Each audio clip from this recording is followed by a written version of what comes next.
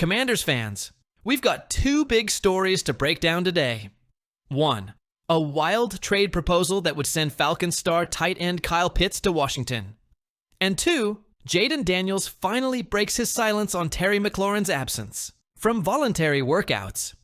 If you're locked in with the burgundy and gold and excited for the future, hit that like button and comment, "Stay locked in," down below. And hey, if you're new to Commanders HQ, welcome to the crew.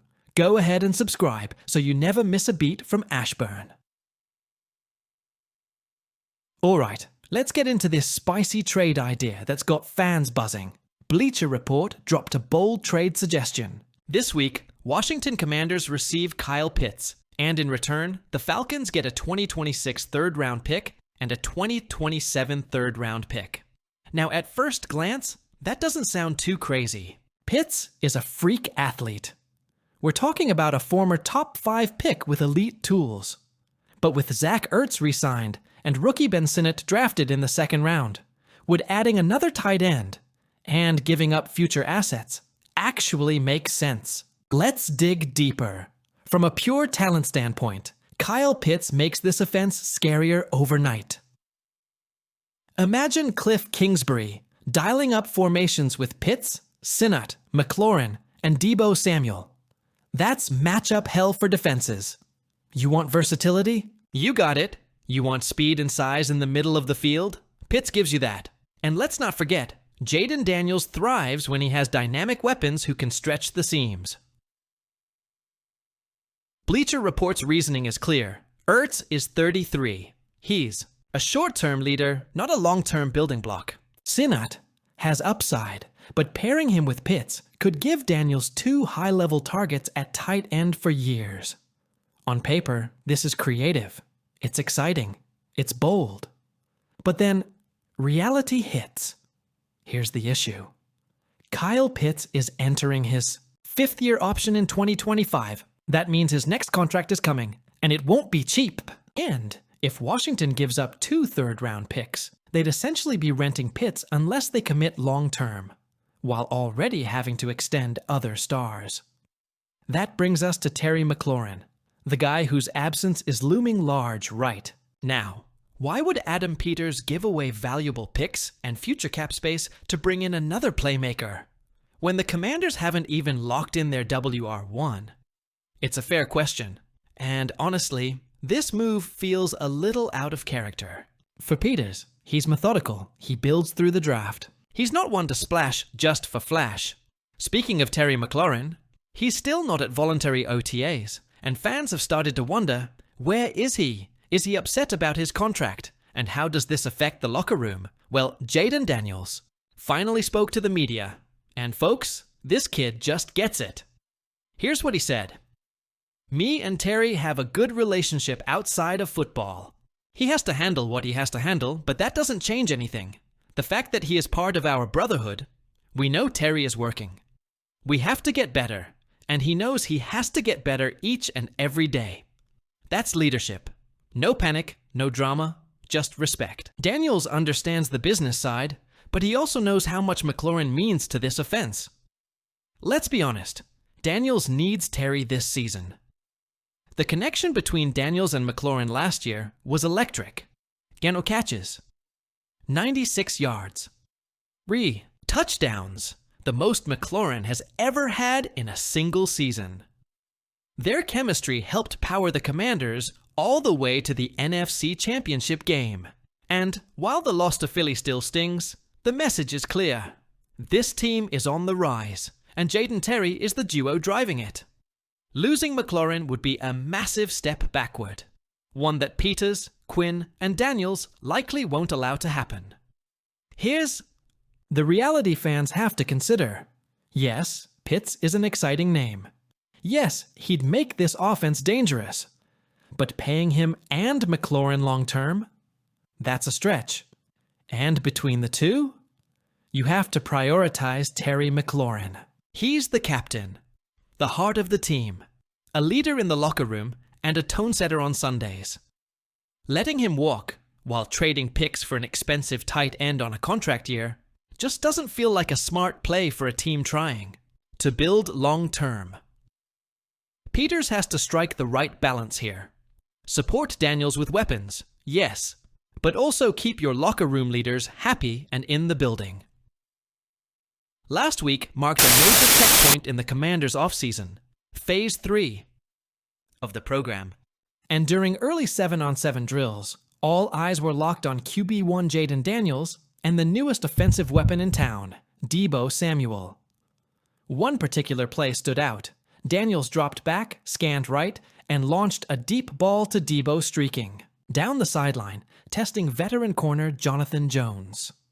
The pass, while slightly overthrown, was inches away from becoming the type of highlight that makes Twitter go nuclear. But here's the thing. It wasn't a missed opportunity. It was a preview. That's what this time of year is about. Building chemistry, perfecting timing, and laying the foundation for what might be the most dangerous duo in the NFC East, former NFL wide receiver Isaiah Stanback hopped on Good Morning Football this week and put it plainly.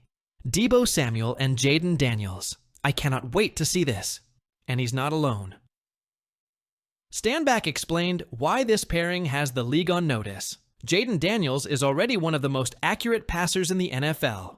Nearly 70% completion rate as a rookie. That's elite territory. Deebo Samuel? He's a nightmare. Yes, after the catch, we're talking top 5 in YSC production when healthy. Add Cliff Kingsbury into the mix. A guy who loves to scheme motion, misdirection, and quick releases. And you've got the perfect storm brewing. Stanback continued. You have to respect scary Terry downfield, and now you've got Deebo Samuel wrecking secondaries underneath? That's going to be a problem. Let's break down why this duo could redefine the Commanders' offense in 2025. 1.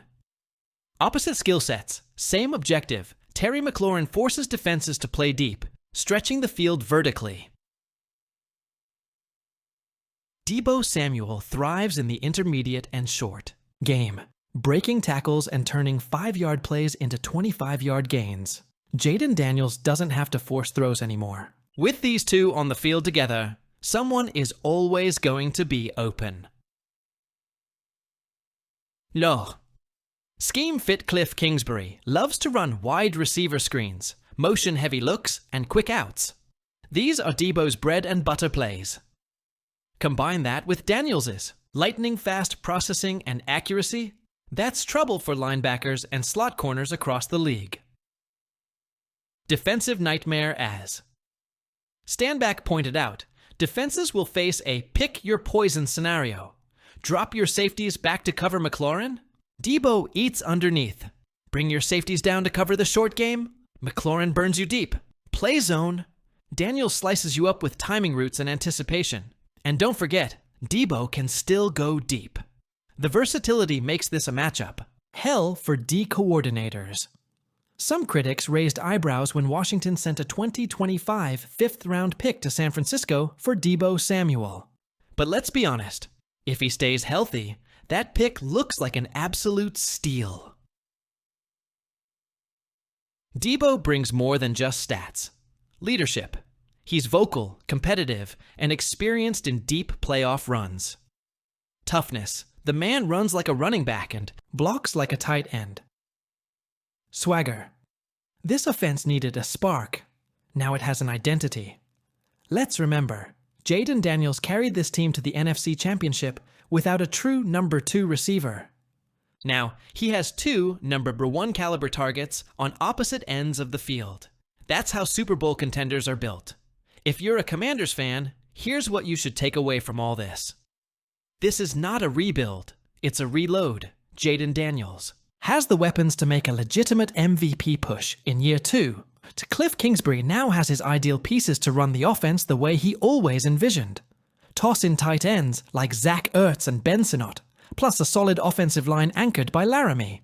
Tunsil, this unit is loaded, and with the defense under Dan Quinn continuing to develop its new identity, Washington is ready to not just return to the NFC title game, but win it. So now we turn it over to you, Commanders Nation. Would you trade 2 third-round picks for Kyle Pittz, even if it means risking Terry McLaurin's future? Is Pittz the missing piece for Jayden Daniels? Or is this trade too risky for Adam Pietz' style? Drop your thoughts in the comments below. And don't forget, hit that like button if you're fired up for another year of Commanders football. And make sure to subscribe to Commanders HQ for daily breakdowns, rumors, and all things burgundy and gold. We'll keep you posted on Terry's contract talks, Jaden's progress in camp, and whether or not this Kyle Pittz deal has real legs. Until next time, stay loyal, stay loud, and as always, hail to the Commanders!